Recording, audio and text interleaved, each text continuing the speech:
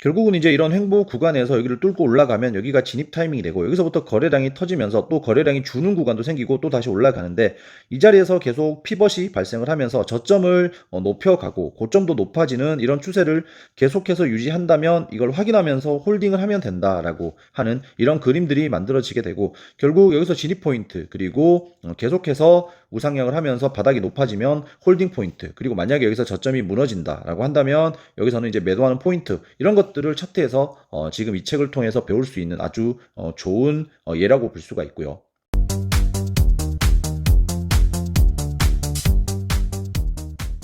챕터 6 거래량이 없을 때와 많을 때를 구분하라.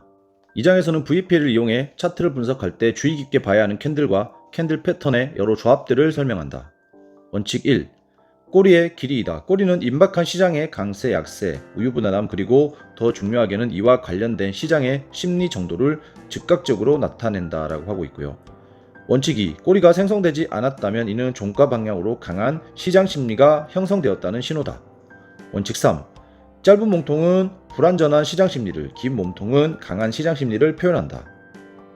원칙 4. 같은 방식의 캔들이라도 어디서 나타나느냐에 따라 완전히 다른 의미를 지닐 수 있다. 더 광범위한 추세 혹은 조정 구간 안에서 캔들의 상대적 위치를 파악한다. 원칙 5. 거래량은 가격을 검증한다. 캔들과 거래량 간 검증되는지 혹은 이상 징후가 있는지를 확인한다. 유성형 캔들의 출현은 임박한 추세 반전의 징후가 아니며 오히려 해당 지점에서 잠재적으로 약세가 있을 수 있다는 신호이다. 약세 상대적 정도 이에 따른 추세 반전의 범위에 대해서는 거래량만이 확실한 신호를 줄 수 있다라고 하면서 이렇게 유성형 캔들이 나타나게 되면 잠재적으로 약세가 있을 수 있다라는 이야기를 하고 있습니다. 첫 캔들이 약세의 첫 신호였다면 거래량이 증가하며 나타나는 두 번째 캔들은 이 약세를 확정한다라고 하고 있고 만약 세 번째가 나타났다면 이는 약세 심리가 더 강화되었다는 뜻이다라고 얘기하고 있습니다. 그림 6-1에서 하락할 가능성이 높은데 이유는 매우 간단하다라고 합니다. 첫 번째, 연속하는 세 캔들 모두 정확히 동일한 고점에서 실패했으므로 이 구간에서는 약세가 존재한다라고 합니다. 주가가 올라가려다가 실패하고 또 올라가려다가 실패하고 올라가려다가 실패하는 이런 모습들을 보이면 결국은 주가는 올라가지 못하고 이런 유성형 캔들이 3개가 나타나면서 이렇게 쭉 하락하는 모습들을 보일 가능성이 많다라고 얘기하고 있고요. 유성형 캔들은 상승 추세와 하락 추세 모두에서 나타나지만 하락세가 시작되고 얼마 되지 않아 출현할 경우 약세를 확인해주는 신호의 역할을 한다라고 하고 있고 유성형 캔들은 적은 거래량을 동반하고 시장이 매도 정점 후 조정을 거치고 있다면 이는 매집 단계를 벗어나는 단계에서 내부자들이 수요를 테스트하고 있음을 확인해주는 것이다. 유성형 캔들은 가격을 높이려는 시도에도 불구하고 수요가 없어서 다시 시작가 근처에서 마감되었다는 뜻이다 라고 합니다. 유성형 캔들은 광범위한 추세에서 하방 압력이 일시적으로 멈추고 다시 가격이 올라가면서 발생하는 작은 반전이 있을 때 나타날 수 있다라고 하고 이는 평균 이상의 거래량을 동반했다면 단 한 가지 경우이다. 시장은 여전히 약세로 추세 바닥에서 나오는 매수 정점에 이르지 못한 것이다 라고 하는데 우리가 보통 이렇게 주가가 올라갔다가 쭉 하락하면서 이런 부분에서 한번 이렇게 올라가는 그런 캔들이 나오는 경우가 있습니다. 이런 캔들이 나왔을 때는 결국은 한번 올라갔다가 다시 이렇게 내려가는 경우가 상당히 많다라고 얘기해주고 있기 때문에 이런 캔들이 나왔을 때 결론적으로 여러분들은 완전한 바닥을 확인하기 전까지는 조금 조심할 필요가 있다라는 걸 알 수가 있겠죠. 이런 가격 움직임은 시장이 빠르게 하락하는 가격 하락 폭포 때 발생한다. 내부자들은 미디어를 이용해 하락을 멈춰 세운 뒤 시장을 밀어 올린다. 동시에 끊임없이 당도하는 매도세에 대처하면서 인위적으로 발생시킨 수요의 재고를 판다. 그렇게 거래량은 평균보다 많거나 매우 많게 나타나고 이는 약세가 한층 심화될 것을 예고한다라고 합니다. 이 캔들을 얘기하는 거고요. 망치형 캔들, 강세. 망치형 캔들은 강세를 나타낸다라고 합니다. 망치형 캔들은 매수자의 세력이 매도자의 물량을 흡수했다는 신호다라고 합니다. 망치형 캔들은 내부자들의 인위적인 매수의 징후이며 유성형 캔들은 내부자들의 인위적인 매도의 징후라고 합니다. 망치형 캔들의 힘은 유성형 캔들처럼 매우 많은 거래량을 동반한 두세 개의 캔들이 연속적으로 나타날 때 발휘된다. 이는 현재 매수 정점의 구간에 있으며 내부자들이 작업을 완료할 때까지 인내심을 갖고 기다리기만 하면 된다는 확실한 신호이다 라고 합니다. 이 테스트들은 매집 단계 횡보 구간뿐만 아니라 모든 브레이크아웃의 초기 단계에서 나타난다. 테스트가 성공하려면 거래량이 적어야 함은 물론이다 라고 하고 있습니다. 이번엔 망치형 캔들이 평균 혹은 그 이상의 거래량과 함께 나타났다고 가정해보자. 그림 6-3에서 보면 이 망치형 캔들은 잠재적인 반등을 알리는 이런 신호다. 기관들이 들어오고 공매도 세력이 이익의 일부 혹은 전체를 청산하자 브레이크아웃이 발생한다. 장기 포지션을 준비할 때다 라고 합니다. 긴다리 도지 캔들, 이 캔들은 추세 반전을 알리는 잠재적인 신호이다 라고 하고 있고, 상승 추세에서 긴다리 도지 캔들이 나타났다면 이는 약세로 전환되는 첫 신호일 수 있다. 마찬가지로 하락 추세에서 긴다리 도지 캔들이 보였다면 강세로 바뀌는 추세 전환을 알리는 것일 수 있다 라고 합니다. 이는 내부자들이 톱질하듯이 가격을 변동시키며 트레이더들을 빠르게 그들 포지션에서 밀어내는 동시에 시장에 나와 있는 지정가 및 다른 방식의 주문들을 털어낼 수 있는 이상적인 기회이다. 이 행위는 거래량을 통해 알 수 있다. 정확히는 부족한 거래량이다 라고 합니다. 여기서도 거래량이 뉴스의 유효성을 검증해주며 내부자들이 따라 나오는 가격 움직임에 동참하는지 아니면 벤치에 앉아 기다리며 관망 중인지를 바로 알려준다. 내부자들이 참여한다면 우리도 하고 아니라면 우리도 관망하면 된다라고 합니다. 결국은 이제 이런 것들을 내부자들의 방향성을 따라가면서 거래량을 본다면 이런 내부자들의 움직임을 알 수 있기 때문에, 그래서 내부자들이 참여한다면 우리도 하고 아니면 우리도 관망을 하면 된다라고 얘기를 하고 있습니다. 뉴스의 영향으로 가격이 움직였지만 이를 지지하는 거래량이 확인되지 않으면 이는 이상징후이며 다른 힘이 작용하고 있다는 신호이다. 긴다리 도지 캔들은 최소한 평균 되도록 많거나 매우 많은 거래량으로 유효성이 검증되어야 한다라고 합니다. 거래량이 적다면 이상 징후이며 내부자가 설치한 속임수이다. 거래량이 많으면 그 뒤로 가격 움직임이 전개될 때까지 인내하고 기다려야 한다. 추세가 형성되기 전에 추가 도지 캔들이 보일 수도 있는데 이때도 인내심이 요구된다. 방향이 확인되고 확립될 때까지 기다린다라고 합니다. 결국은 거래량이 터지는 긴다리 도지 캔들이 나와줘야 그때서야 약간 유효성이 검증이 되는 그런 상황이라고 이야기를 하고 있고요. 몸통이 짧고 거래량이 비교적 많으면 시장이 약세 신호를 보내고 있다는 뜻이라고 합니다. 이렇게 몸통이 좀 작은 캔들인데 거래량이 많다면 결국 시장은 약세라고 하고, 내부자들은 이 가격대에서 어려움을 겪기 시작한다. 시장은 더 높은 가격에서 저항을 맞닥뜨렸고 다음 캔들로 유성형 캔들이 나올 수 있다. 두 번째로 살펴봐야 할 것은 하락 캔들에서 많은 거래량을 보일 때다. 이는 내부자들이 시장에서 진입한다라는 신호이고, 이후 따라오는 캔들이 망치형 또는 긴다리 도지 캔들이라면 이런 분석에 무게가 더 실린다라고 합니다. 이번에는 교수형 캔들에 대해서 얘기하고 있는데, 그림 6-7처럼 평균을 넘어서는 거래량을 동반한다면 그 반대이며 약세 신호이다라고 합니다. 여기서 고점에서 거래량이 터지면서 이런 망치형 캔들이 위에서 나오게 되면 교수형 캔들이라고 하고, 여기서부터는 약세가 나올 가능성이 많다라고 얘기를 하고 있고, 교수형 캔들 뒤에 유성형 캔들이 곧바로 뒤따른다면 이는 훌륭한 조합이며 첫 신호에 상당한 힘을 부여할 수 있다. 유성형 캔들이 캔들의 연속 배열 중 나중에 나온다고 해도 많은 거래량을 동반한다면 그 역시 확고한 신호이다 라고 합니다. 그림 6-8에서 보이는 캔들의 배열은 완벽에 가깝다라고 합니다. 그림 6-8은 점점 주가가 하락하면서 거래량이 조금 커지는, 그리고 아랫꼬리가 달리는 그런 모양의 캔들인데, 이런 캔들 배열 뒤에 급락이 찾아왔다면 다가올 상승에 대비해 정신을 바짝 차려야 한다라고 합니다. 멈추는 거래량은 말 그대로다. 내부자들의 물량이 시장으로 들어와서 추가 하락을 저지한다. 약세에서 강세로 추세 전환이 있을 수 있다는 훌륭한 신호이다라고 합니다.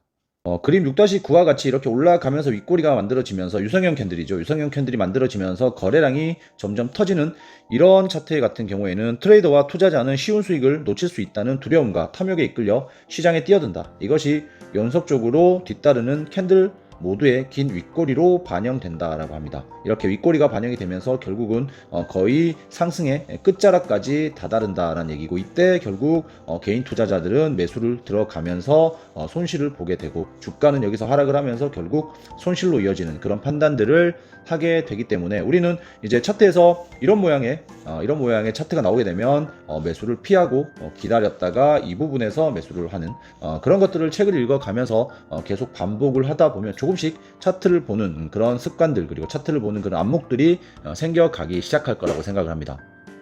챕터 7. 거래량이 더 강력해진다면. 시장은 상승 추세, 하락 추세 혹은 조정 구간에서의 횡보, 이 세 가지를 위해서만 움직인다.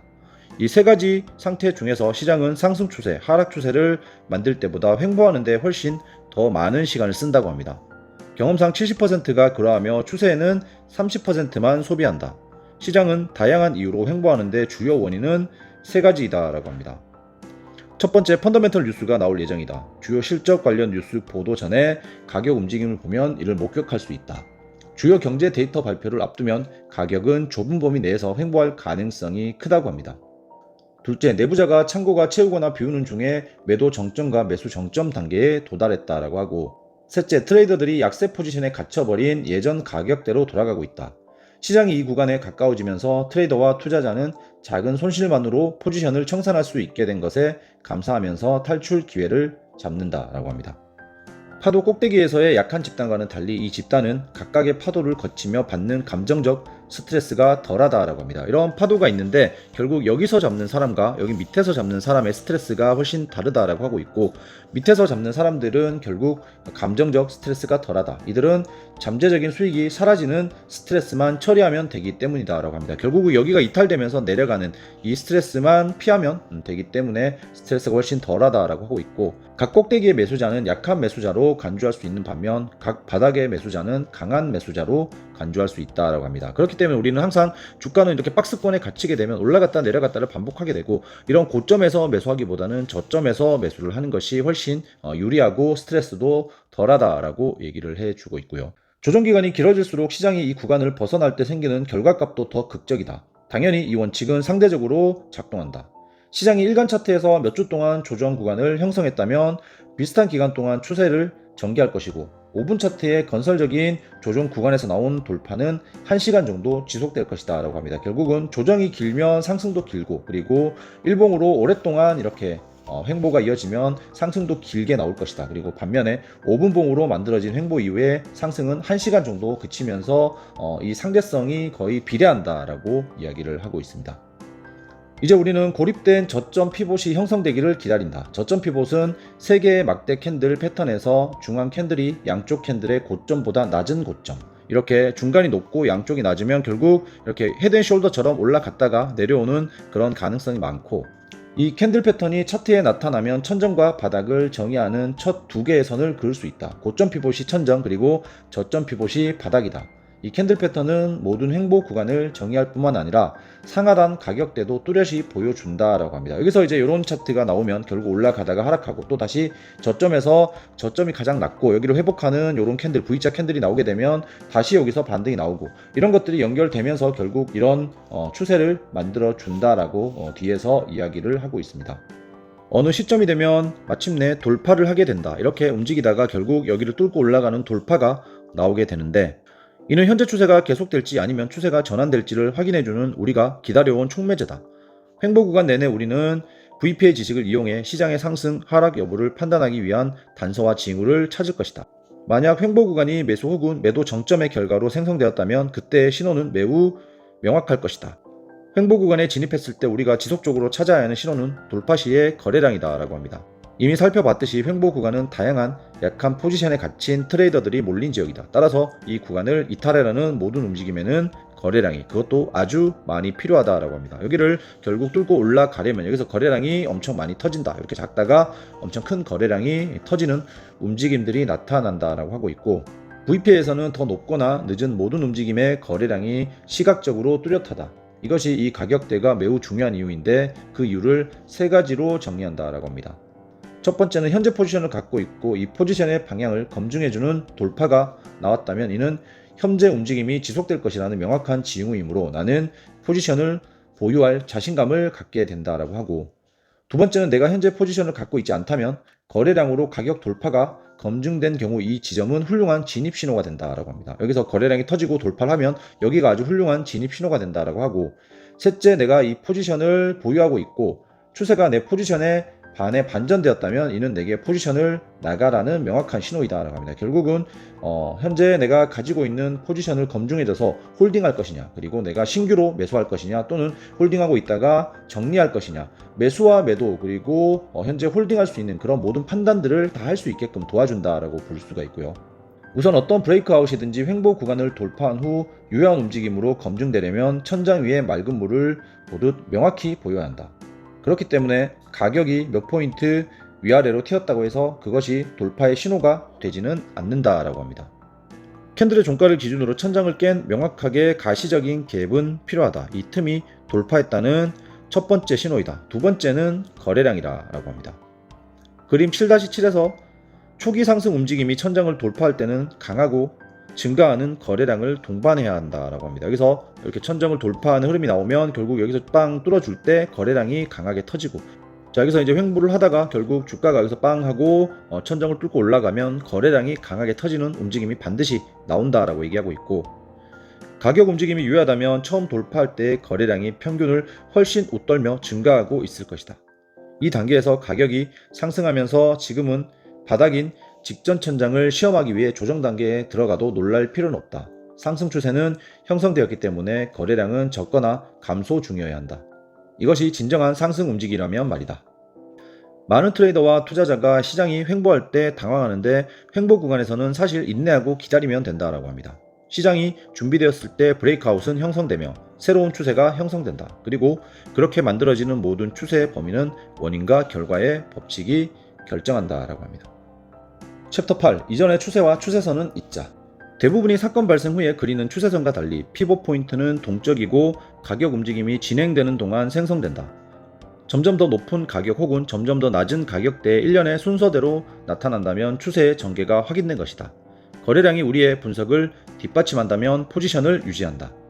결국은 이제 이런 횡보 구간에서 여기를 뚫고 올라가면 여기가 진입 타이밍이 되고, 여기서부터 거래량이 터지면서 또 거래량이 주는 구간도 생기고 또 다시 올라가는데, 이 자리에서 계속 피벗이 발생을 하면서 저점을 높여가고 고점도 높아지는 이런 추세를 계속해서 유지한다면 이걸 확인하면서 홀딩을 하면 된다라고 하는 이런 그림들이 만들어지게 되고, 결국 여기서 진입 포인트, 그리고 계속해서 우상향을 하면서 바닥이 높아지면 홀딩 포인트, 그리고 만약에 여기서 저점이 무너진다라고 한다면 여기서는 이제 매도하는 포인트, 이런 것들을 차트에서 지금 이 책을 통해서 배울 수 있는 아주 좋은 예라고 볼 수가 있고요.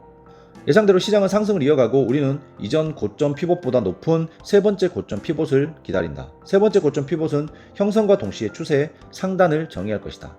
예상대로 피봇이 그려지면 다시 한번 시장은 이 고점 피봇에서 조정하고 하락해서 또 하나의 저점 피봇을 만든다.